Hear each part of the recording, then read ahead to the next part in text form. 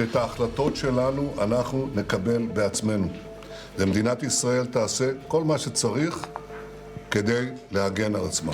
이란의 직접적인 본토 공격을 받은 직후부터 보복 의지를 다졌던 이스라엘.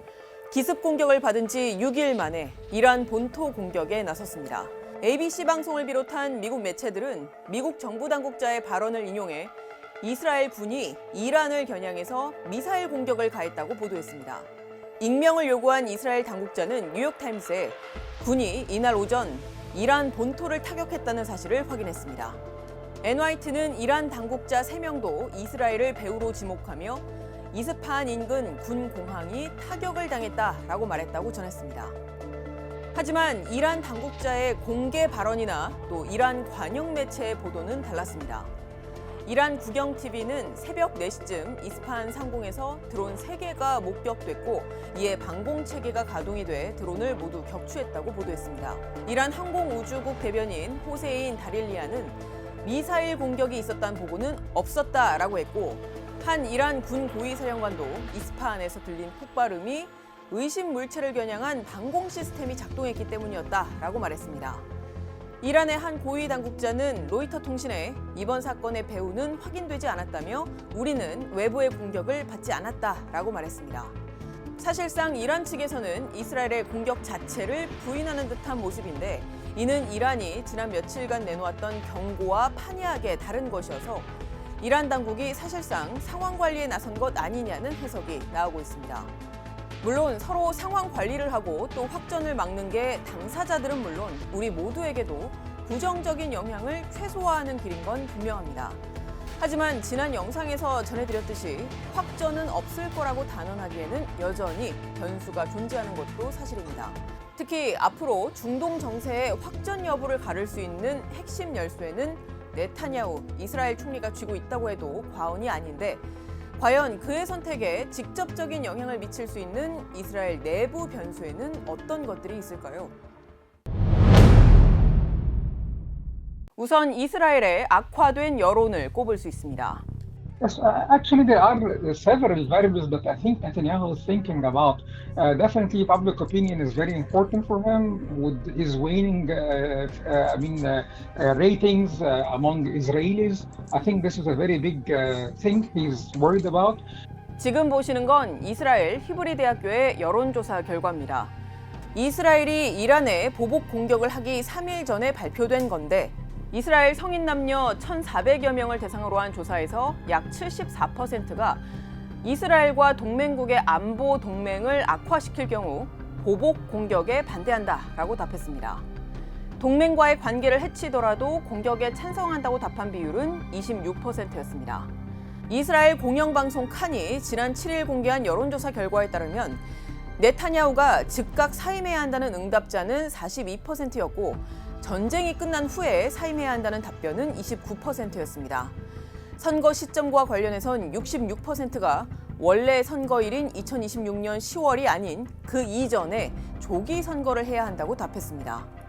다른 여론조사에선 중도 우파 야당인 국가통합당의 지지율이 올라서 조기 총선이 실시되면 베니 간츠 대표가 네타냐후를 밀어내고 총리에 오를 가능성이 큰 걸로 전망됐습니다. 이렇게 여론이 악화하는 데는 경제적, 정치적 요인이 모두 작용하는 걸로 분석됩니다. 이스라엘의 최근 경제 상황을 보면 이스라엘의 지난해 4분기 국내 총생산 GDP 규모는 전년 동기 대비 약 20% 급락했습니다. 이는 코로나 관련 폐쇄로 분기 GDP가 거의 30% 급락했던 2020년 2분기 이후 가장 큰 폭락입니다. We can see that the Israeli economy is not doing great with the extension of the war on Gaza and so on. Lots of money and lots of resources that's being granted to secure Israeli citizens everywhere, and this is not great actually for the borders and for the Israeli in general.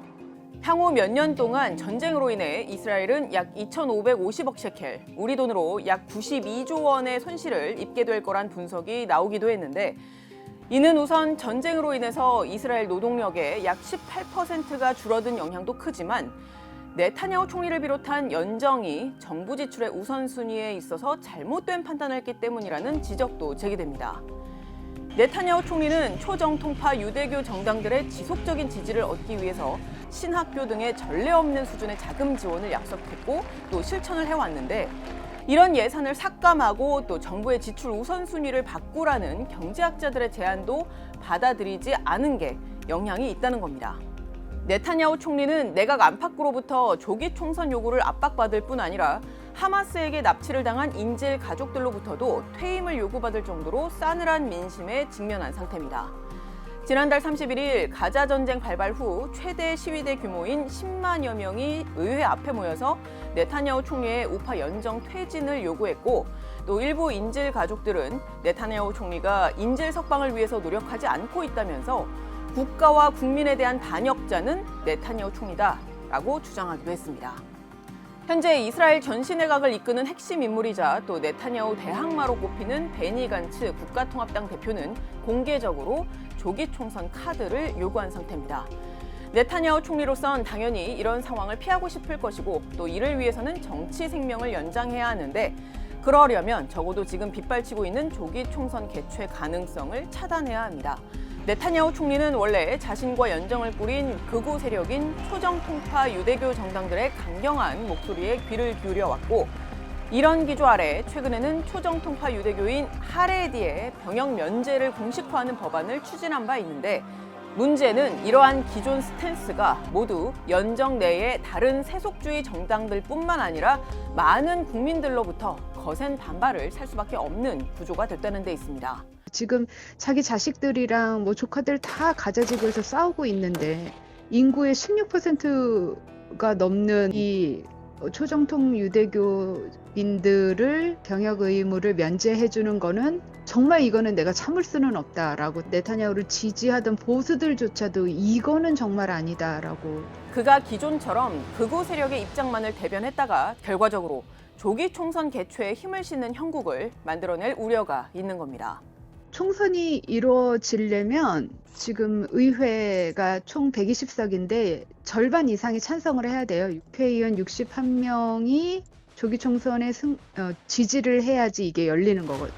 지금 네타냐후 연정에 총 64명인데 그중에 적어도 이 3, 4명 이탈을 해야 되는 거죠. 물론 그렇다고 자신의 지지 기반인 초정통파 유대교 정당들로부터 신의를 읽는 선택을 해서도 안 되는 매우 어려운 위치에 처해 있는 겁니다.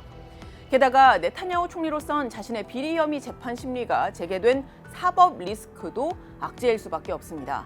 약 17년간 권력의 정점에 있어온 네타냐후 총리는 뇌물수수와 배임, 사기 등 비리 혐의 3건으로 2019년에 이스라엘 역사상 현직 총리 최초로 기소된 바 있는데 전쟁 시작과 함께 일시 중단이 됐던 재판 심리는 지난해 12월부터 재개가 된 상태입니다.